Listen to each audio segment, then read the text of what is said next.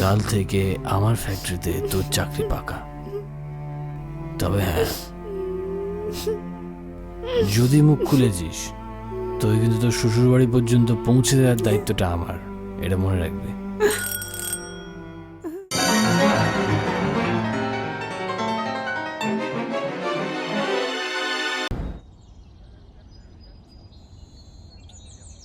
তোমার ভোটের কাজকর্ম কতদূর? দলের যা অবস্থা, জানি না শেষ রক্ষা হবে কিনা। আমার টাকাগুলো কি তাহলে যাবে? তুমি না ভীষণ স্বার্থপর। তোমার বউ জিতবে কি হারবে, দলের কি হবে, এইসব কোনো চিন্তা নেই। ওই কটা টাকা নিয়ে শুধু মাথা ব্যথা। হ্যাঁ, আমি একজন বিজনেসম্যান। আমি টাকা ইনভেস্ট করি, আমার প্রফিট লাগে। এরপর তোমার দলের কি হলো না হলো তাতে আমার কিছু যায় আসে না। এই যে মাসের পর মাস তোমার টেন্ডারগুলো পাইয়ে দিচ্ছি, তার কোনো দাম নেই। শোনো, ওরম লাখ লাখ টাকা ছড়ালে আমাকে যে কেউ টেন্ডার পাইয়ে দেবে, ওটা কোনো বড় কথা নয়। তাছাড়া ভাত ছড়ালে কাকের অভাব হয় না। শোনো, আমি একজন নির্বাচিত জনপ্রতিনিধি, আর তারপর আমি তোমার বিয়ে করাবো। তুমি একটা কাকের সঙ্গে তুলনা করছো? শোনো, তুমি আমার প্রাক্তন, আগে ইলেকশনটা যেত তারপরে সব বলবে জনপ্রতিনিধি। আমার বউ যখন আমার ভালো খারাপ সব কিছু তো তোমার নাকি?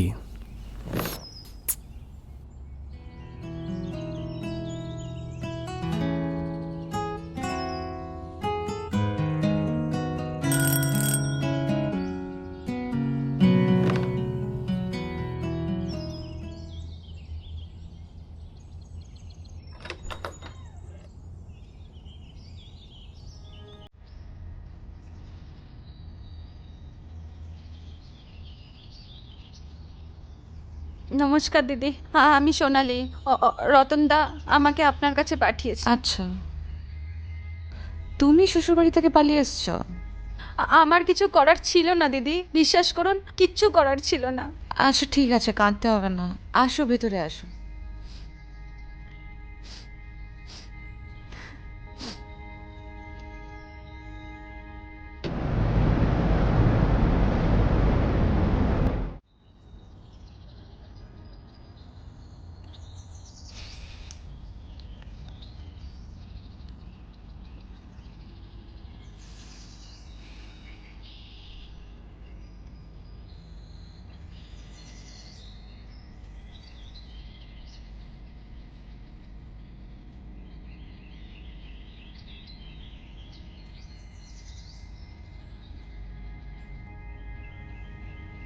এ কি, তুমি নিচে বসে আছো কেন? সোফায় বসো। না, আমি এখানে ঠিক আছে দিদি, এখানে ঠিক আছে। আরে আমি বলছি তো, সোফায় বসো তুমি।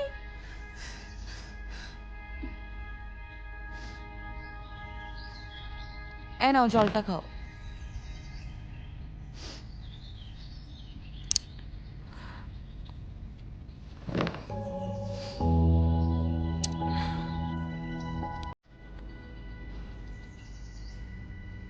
ভয় পাচ্ছ কেন তুমি?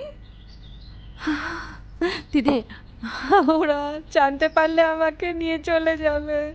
ওরা কারা? আমার শ্বশুরবাড়ির লোকজন দিদি। কেন? বিয়ের পর থেকে আমাকে অনেক অত্যাচার করেছে।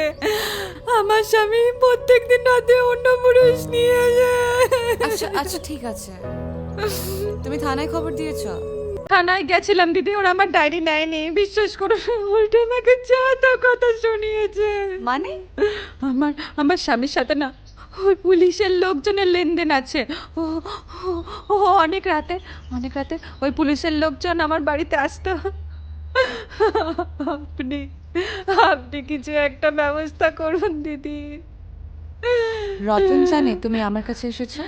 আমার কাছে তো ফোন নেই দিদি, আপনি যদি একটু রতনদাকে ফোন করে বলে দেন। ঠিক আছে, আমি ঠিক সময় মতো ফোন করে দেবো রতনকে। তোমাকে চিন্তা করতে হবে না। কি চাও তুমি এখন? আমি কিছু চাই না দিদি, রতনদা বলেছে আপনার কাছে এলে কোনো একটা ব্যবস্থা হবে। আমি একটু লেখাপড়া শিখেছি, আর আমি এই বাড়ির সমস্ত কাজ করতে পারি। আচ্ছা, আমি আর আচ্ছা, কিছু ঠিক আছে। একটা ব্যবস্থা করে দিন দিদি।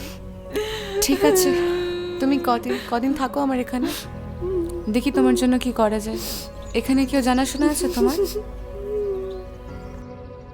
জয়, হ্যাঁ ঠিক শুনছো? আছে। হ্যাঁ, বুঝতে পারছেন না, আবার কি? হ্যাঁ হ্যাঁ হ্যাঁ, ঠিক আছে। হ্যাঁ, সমস্ত ডেলিভারিটি কিন্তু আজকের মধ্যেই হয়ে যাবে, আমি বলে দিলাম। হ্যাঁ হ্যাঁ হ্যাঁ, বলবেন ভালো মাল একদম ঠিক সময় পেয়ে যাবেন। হ্যাঁ ঠিক আছে, চলো। হ্যাঁ কি? একটু বসো না প্লিজ। তাড়াতাড়ি বড় ডার্লিং, একটু বিজি আছি, প্রচুর ডেলিভারি আছে। একে ও সোনালি, ও কিছুদিন থাকবে এখানে, খুব বিপদে আছে। দেখো না যদি আমাদের প্যাকেজিং ফ্যাক্টরিতে কিছু কাজের ব্যবস্থা করা যায়। তা বিপদটা কি? তোমার বিরোধী দলের কোনো চক্রান্ত নয় তো আবার? তোর ওসব কিছু না, ওইখানে কিছুদিন থাকবে, তারপর দেখি যদি কিছু করা যায়। ঠিক আছে, দেখছি।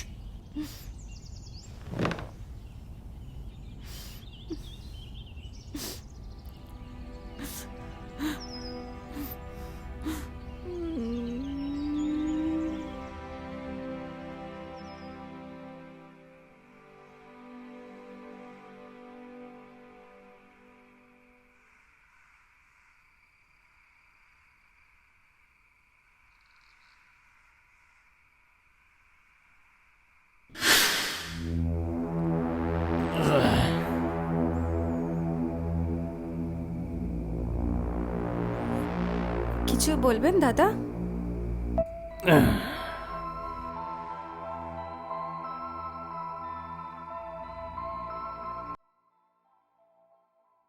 সোনালি, তুই কি কাজ করবি? আমি সব কাজ করতে পারি দাদা। তুই কি কাজ করিস না করিস সব খবর আমার নেওয়া হয়ে গেছে। কি খবর দাদা?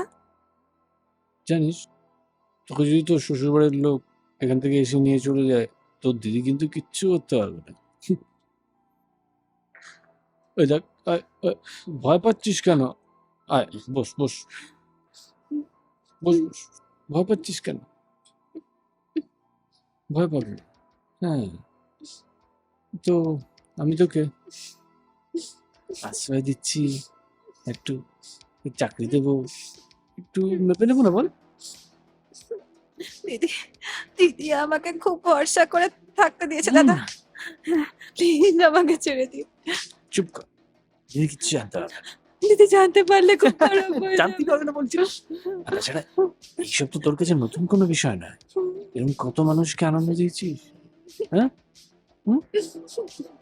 দিসনি?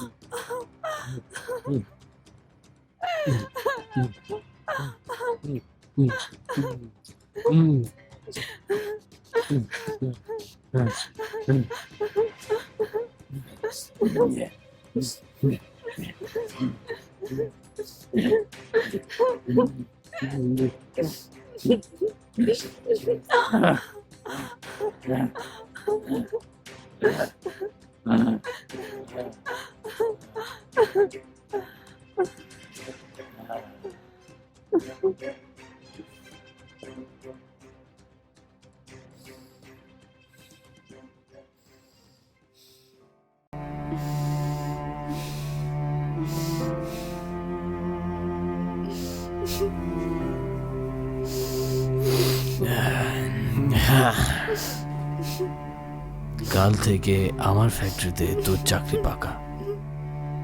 তবে হ্যাঁ, যদি মুখ খুলেছিস তুই কিন্তু তোর শ্বশুর বাড়ি পর্যন্ত পৌঁছে দেওয়ার দায়িত্বটা আমার, এটা মনে রাখবি। বেলবাজি কি হয়েছে?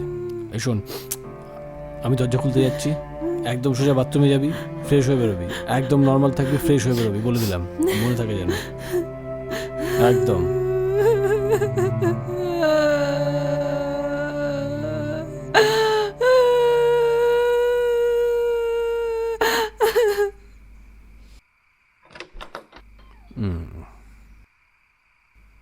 কি হলো, এত ঘামছো কেন? হ্যাঁ, কই না তো। সোনালি কোথায়? হ্যাঁ, ও বাথরুমে গেছে। তুমি অফিসে যাওনি, বলনি তো আমাকে? না, কোথায় গেছিলাম তো, ওই তাদের ঘুরে এসেছি। সোনালি এতক্ষণ ধরে বাথরুমে কি করছে? সোনালি, এই সোনালি। আরে সোনালির কথা বাদ দাও না, ওর কথা ছাড়ো। তোমার পোশাক কেমন হলো? ওই যেমন হয়, ভুলেই গেছিলাম। সোনালি বলেছিল রতনকে একটু কল করে, যে ও এখানে সেটা জানানো ছিল। নিজে বলতে পারিনি। ওর কাছে ফোন নেই। কি করছিলি যে এতক্ষণ? আমি এখানে আর থাকবো না দিদি, আমি এখানে আর থাকবো না। কেন, কি হয়েছে বল? কাঁদছিস কেন তুই? আমি চলে যাব, আমি চলে যাব। কি হয়েছে আমায় বল। ওরা কেউ এসেছিল এখানে?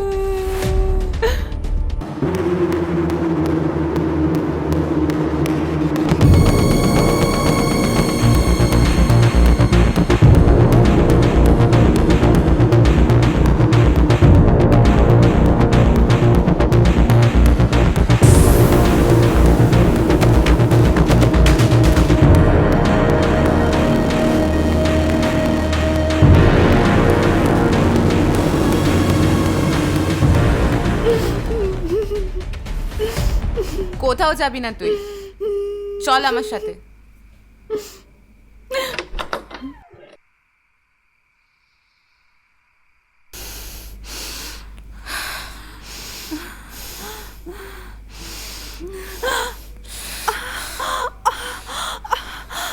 আমার এলাকায় কোনো নারী নির্যাতন, ধর্ষণ এসব হয় না সোনালি।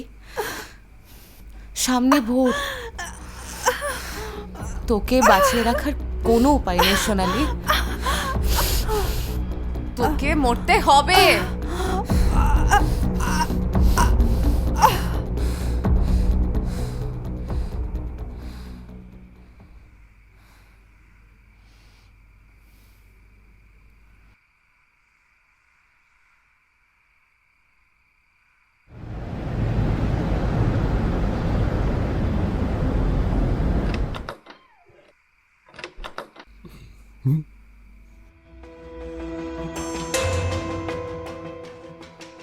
তুমি যত খুশি নিচে কিছু যায় আসে না। তোমার জন্য যে কোনো অসুবিধা হয়েছে, লাস্টে সরানোর ব্যবস্থা করে দেব। কেউ এখনো জানে না শুনলে থেকে আমাদের এখানে কেউ আছে। রিপোর্টাররা অপেক্ষা করছে পার্টি অফিসে। আমি ফিরতে রাখবো।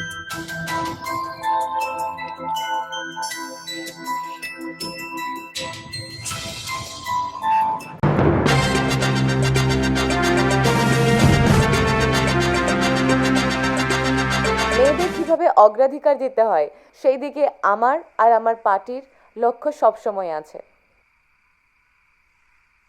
এবারের কর্পোরেশনের নির্বাচনে মানুষ আমার ওপর পূর্ণ আস্থা রাখবে, আর আমিও আমার কথা রাখার কথা দিচ্ছি। এবারে আমরা বিপুল মানুষের সমর্থন পাব। নমস্কার।